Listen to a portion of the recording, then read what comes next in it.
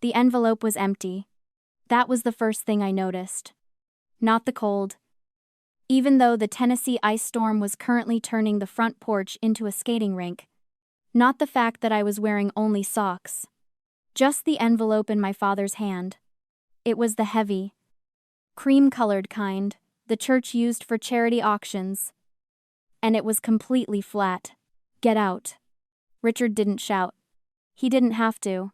When you're a deacon in Brentwood, you learn to project authority at a whisper. He shoved me. Hard enough that I stumbled backward onto the frozen concrete. My feet instantly went numb. But my brain was still trying to solve the equation. $5,000. That was the amount missing. Cash meant for the orphanage in Haiti. I looked past him to the staircase. Brittany was sitting there. Her face buried in her hands. Her shoulders shaking with what looked like grief, but sounded like a performance. She lifted her head just enough to make eye contact with me. Her eyes weren't red. They were dry. She pointed a shaking finger at me and whispered. I saw her take it. Daddy. She said she had debts. That was the line. The trigger. I didn't have debts. I had savings. I had a job archiving digital records for the county. Brittany was the one with the credit card statements I'd been secretly paying off for 3 years. But Richard didn't ask me for my side.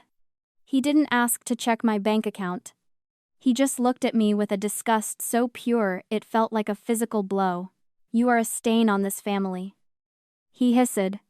He stepped back and slammed the heavy oak door. The sound was final. The deadbolt slid home with a solid tree. Expensive thud. I stood there in the freezing rain, shivering, staring at the wreath hanging on the door. It was perfect. Everything about them was perfect. And I was just the stain they'd finally scrubbed out. Before I tell you what I did next, and trust me, I didn't just cry. Drop a comment and let me know where you're listening from. It helps to know I'm not the only one out here. I didn't run. Running implies you have somewhere to go. I walked to my car. A 10-year-old sedan parked at the bottom of the driveway. Counting my steps to keep from screaming. 1, 2, 3. My socks were soaked through, turning the ice into a dull, aching fire against my skin. I got inside, locked the doors, and turned the key. The engine sputtered, then caught. The heater blasted cold air.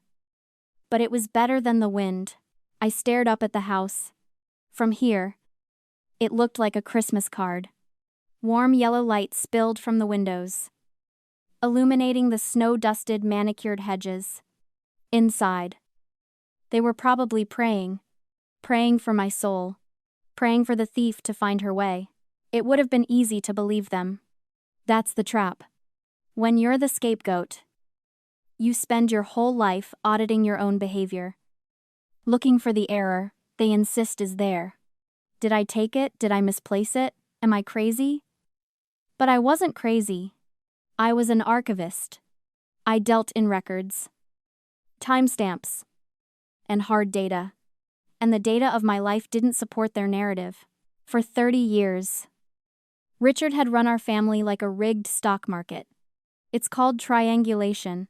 He didn't just favor Brittany, he actively invested in her success by manufacturing my failures. If Brittany got an A, it was because she was brilliant. If I got an A, it was because the class was easy. He needed a golden child to reflect his glory. But a golden child requires a contrast. You can't have a savior without a sinner. I was the necessary darkness that made Brittany shine. I looked at my hands, gripping the steering wheel.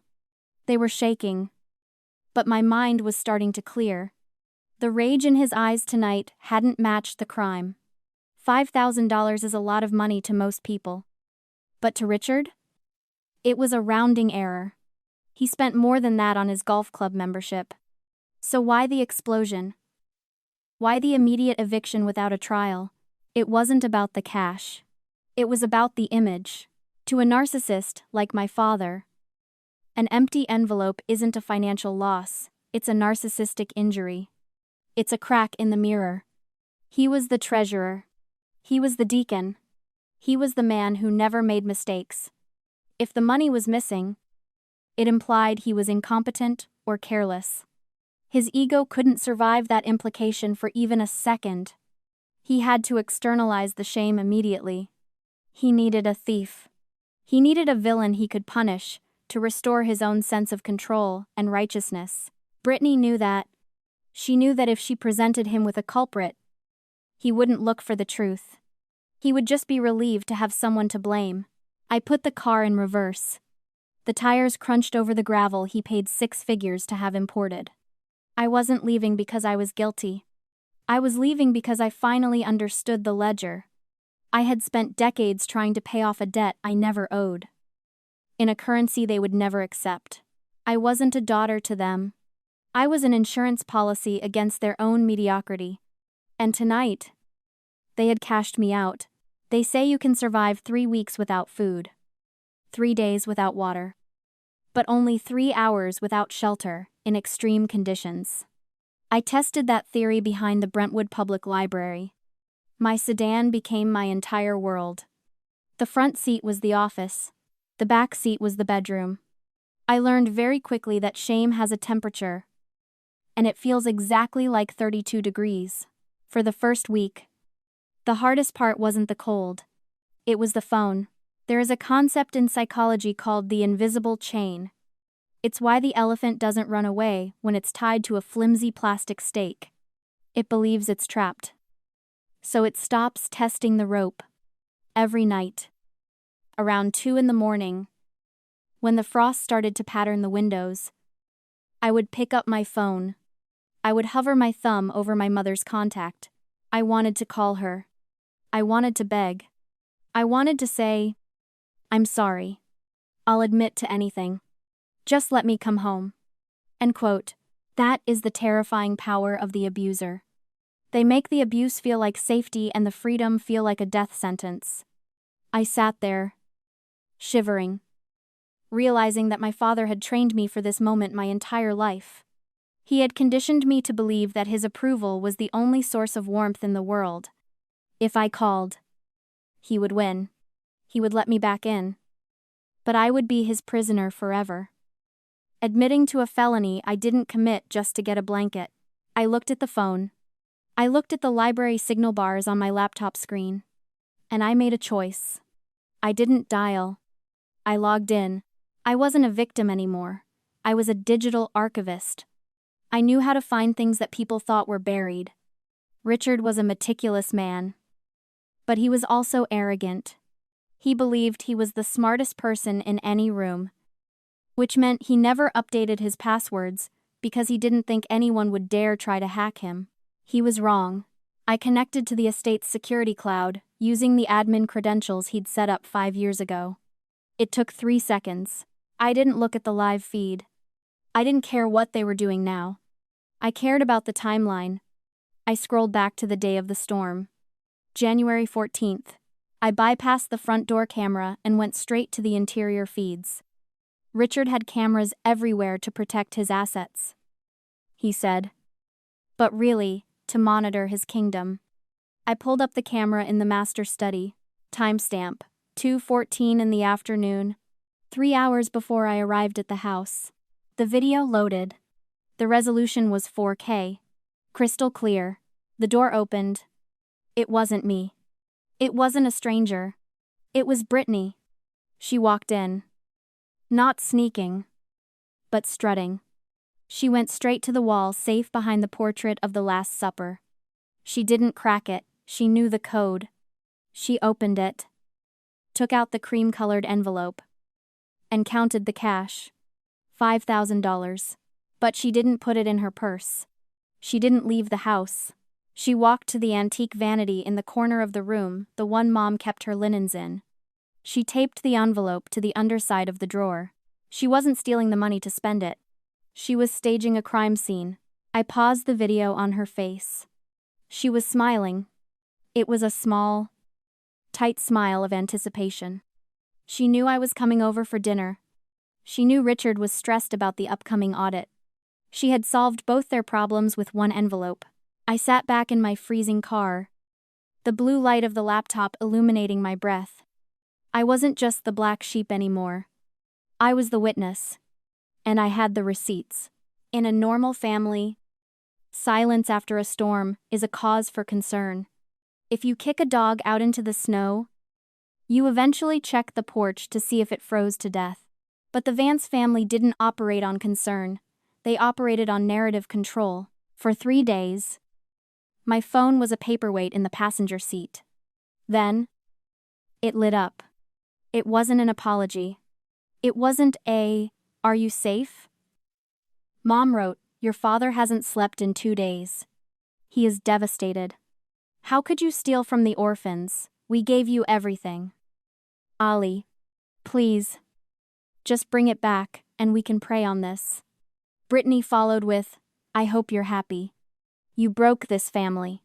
Dad is talking about stepping down from the board because of the shame you caused. You're selfish. You've always been selfish." I read the text like I was reading a deposition. They weren't worried about my safety, they were worried about their standing. They needed me to be the villain, so they could be the martyrs. Then came the public filing. I logged into Facebook on my burner account, the one I used to monitor community pages for my old archiving job. There it was. Posted at 8 in the morning on Sunday. Prime traffic time for the church crowd. A photo of Richard. Head bowed in his study. Bible open. The caption read, "The Lord tests us in ways we cannot imagine. We ask for privacy and prayers as we navigate the heartbreak of a child lost to greed and darkness." The prodigal son eventually returned. But the path is hard. We put our faith in him. The comments were a wall of sympathy. People praying for Richard. People saying they were sorry he had to go through this. They told him to stay strong. It was a masterclass in spin. He had taken his abuse and repackaged it as spiritual warfare. He was the victim. I was the darkness. That post didn't break me. It calcified me. If I had any lingering hope that this was a misunderstanding, Richard killed it with that status update. You don't publicly shame a child you intend to forgive. You do it to destroy their credibility so that if they ever speak up, no one listens. I closed the tab. I stopped looking for apartment listings. I stopped calculating how long my savings would last. I didn't need a job right now. I needed a forensic audit. I pulled the laptop closer. I still had the connection to the Deacon's home network. I had the video of Brittany staging the theft. But that wasn't enough. That proved Brittany was a liar. But it didn't explain why Richard was so terrifyingly desperate to cover a $5,000 hole in the books. Why stage a theft at all? Why not just write a check? Unless he couldn't.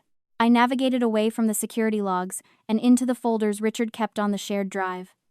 He treated his digital security like his front door, impressive to look at, but unlocked if you knew where to push. I found a folder labeled Building Fund 2023. I opened the spreadsheet. I wasn't his daughter anymore.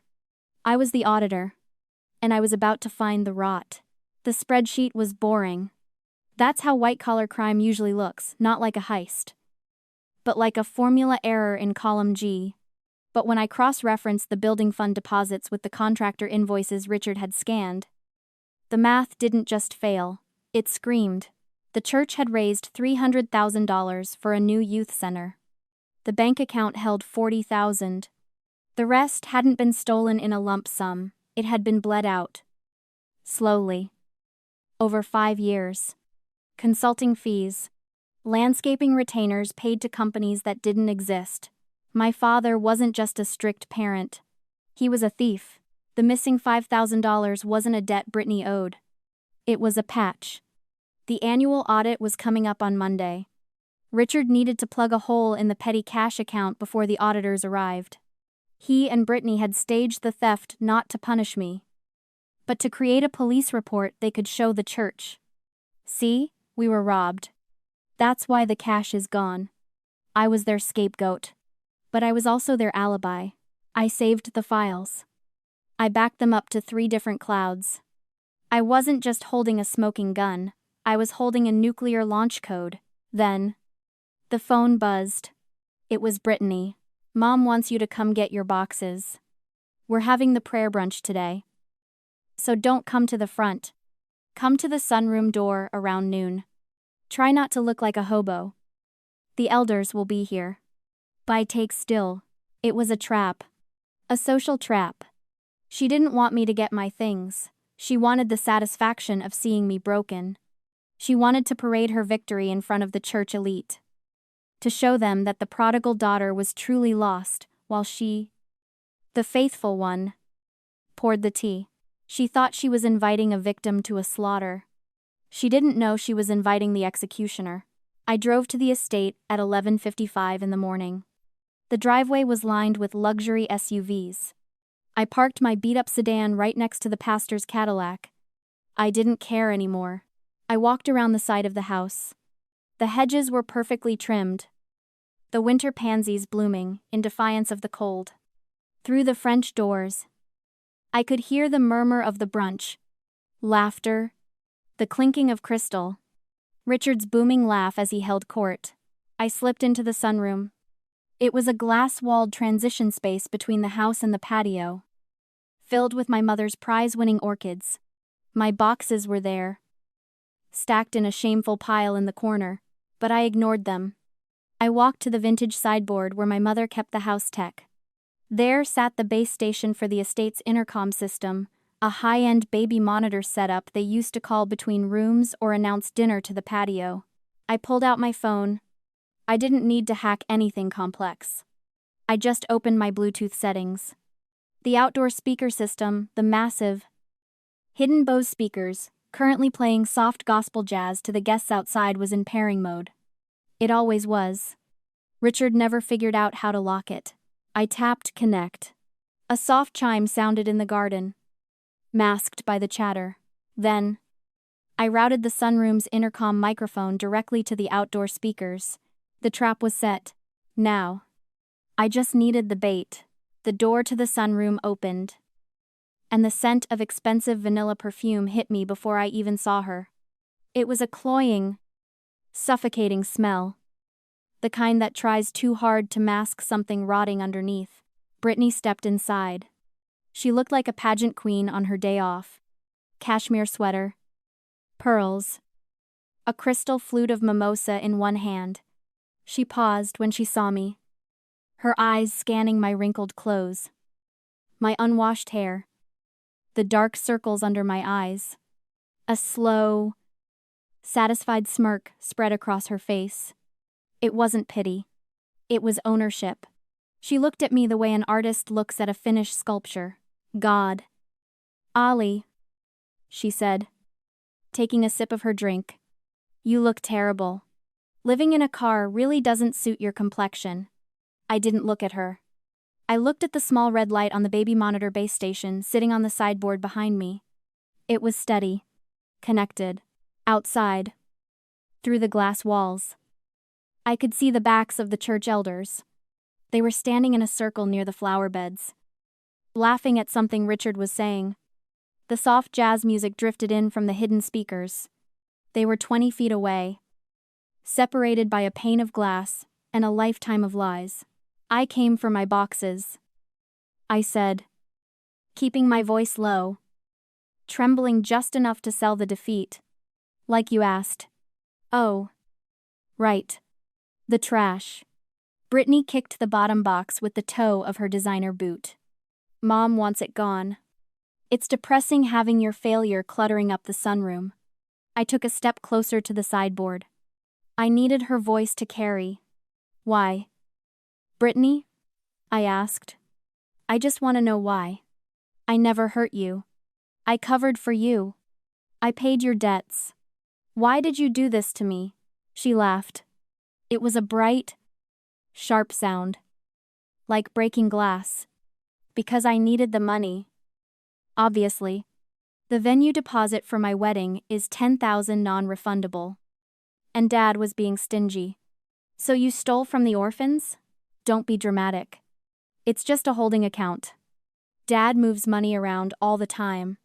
She leaned against the doorframe, relaxed, untouchable. "Besides, I didn't want to tell them it was you. Ollie, you made me. I made you? You exist, she said, as if that was explanation enough. You're the screw-up. I'm the miracle. That's the way it works. Dad needed the cash gone before the audit on Monday to balance the books. I needed the cash for the wedding. It was a win-win. I glanced outside. Richard was raising his glass for a toast. The pastor was smiling. The timing was surgical. Dad knows? I asked. He knows you took it? Knows? Brittany scoffed. She took another sip, swirling the orange juice in the glass. Ollie, wake up. Dad helped me stage it. He told me exactly when to go into the safe. He couldn't just say the money was missing. That looks like incompetence. He needed a theft. He needed a criminal. She stepped closer, her voice dropping to a conspiratorial, venomous whisper. It was perfect for the microphone. Dad needed a reason. Ollie, you were the perfect excuse. Nobody believes the black sheep over the deacon. We saved the family reputation. Honestly, you should be thanking us. We gave your life a purpose.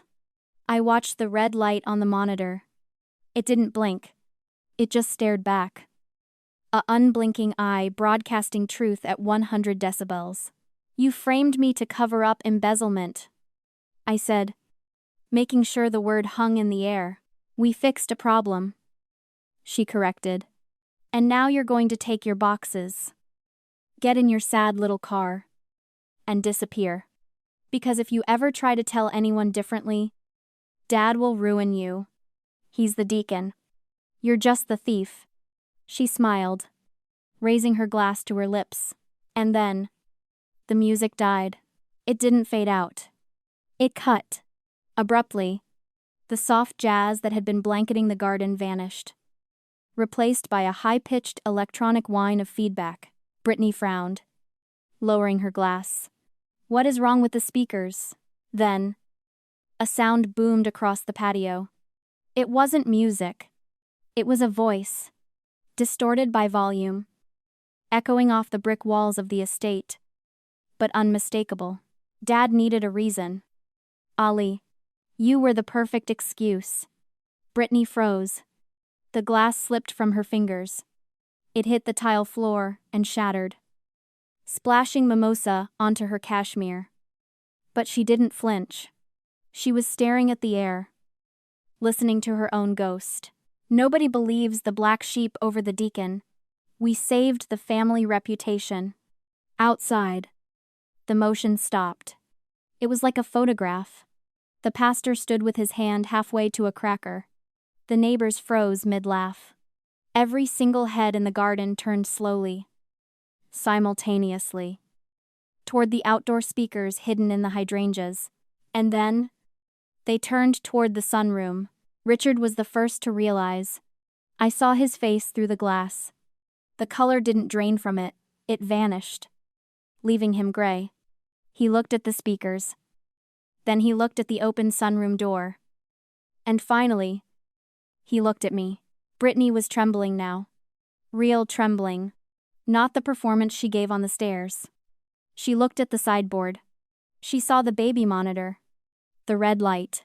You, she whispered. You didn't. I did, I said. My voice wasn't loud, but in the sudden, suffocating silence of the estate, it felt like a scream. And so did you. The feedback loop squealed one last time. And then the audio cut.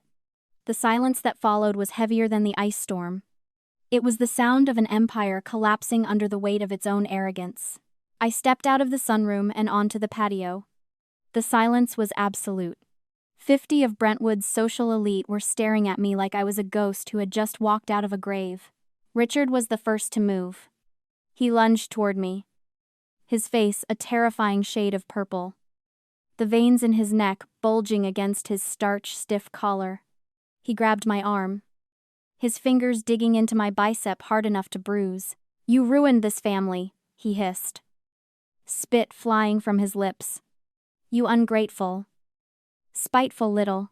I didn't flinch. I didn't pull away. I just looked at his hand on my arm. Then up at his eyes. No. Richard. I said. My voice calm, carrying effortlessly across the silent garden. I didn't ruin anything. I just turned the lights on. I pulled my arm free. He was too shocked to hold on. And just so you know, I continued, holding up my phone. I didn't just play that audio for the garden club. 5 minutes ago, I forwarded the security footage of Brittany hiding the cash, along with the forensic accounting files proving your 5-year embezzlement scheme, to the entire church board mailing list. His knees actually buckled. He grabbed the back of a chair to stay upright. I also sent it to the Brentwood Police Department. I added, Financial Crimes Division. He opened his mouth to scream, to lie, to spin another narrative. But the sound of approaching sirens cut him off. They weren't distant. They were at the end of the driveway.